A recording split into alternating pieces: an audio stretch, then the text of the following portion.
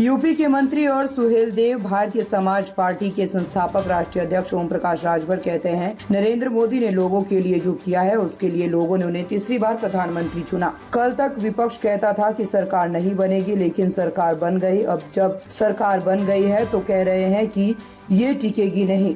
अब जब सरकार अपना कार्यकाल पूरा कर लेगी तो वे क्या कहेंगे। देखिए, जनता की सोच थी, जनता के लिए जो माननीय नरेंद्र मोदी जी ने किया है और जनता ने वोट दे करके माननीय नरेंद्र मोदी जी को तीसरी बार प्रधानमंत्री बनाने के लिए बहुमत दिया है। सर, आप खुश हैं? हम 100% खुश हमेशा रहते हैं, हम कभी नाखुश रहते ही नहीं हैं। सोनिया गांधी ने कहा है कि ये मोदी की नैतिक हार है, उनको इस्तीफा देना चाहिए और राहुल गांधी को लीडर अपोजिशन बनाया जाए। देखिए, कांग्रेस का अपना काम है और सोनिया जी कह रही हैं तो बड़ी लीडर हैं।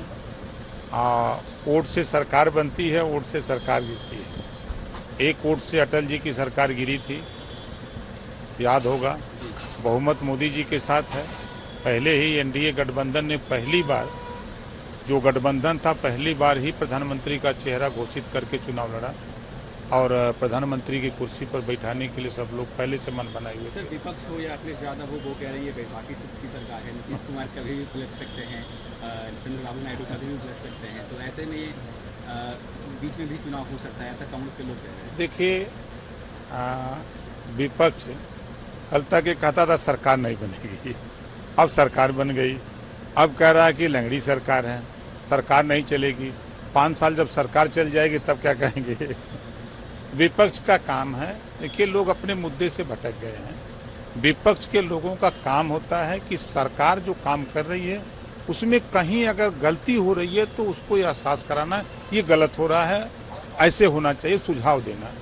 लेकिन अब लोग नैतिकता खो दिए हैं, बस सिर्फ विरोध एक मानसिकता बन गई है। आपने देखा अयोध्या में भगवान राम का मंदिर बना, तब भी लोगों ने विरोध किया। तो ये विरोध इनका माध्यम है और दूसरा काम नहीं है। हम तो कह रहे हैं कि देश में जरूरत जिस बात की है उसके लिए क्यों नहीं बोलते।